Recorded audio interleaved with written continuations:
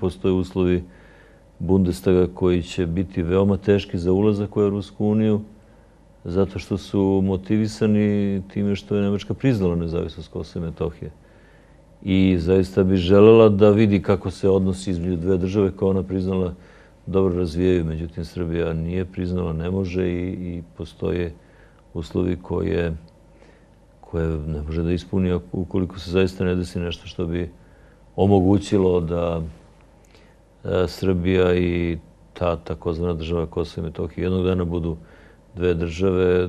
U ovim uslovima, pri ovakvom odnosu snaga, to je apsolutno nemoguće. Ja ću razgovarati ozbiljno sa nemačkom kancelarkom da vidim da li je to prikriveno zahtev da priznamo nezavisnost Kosova i Metohije ili ne, pošto je Evropska unija kao organizacija u svakom svom izveštaju, u svakom svom razgovoru sa nama kaže da oni se ne mešaju u to i da su statusno neutralni i da ne traže od nas da priznamo nezavisnost Kosova.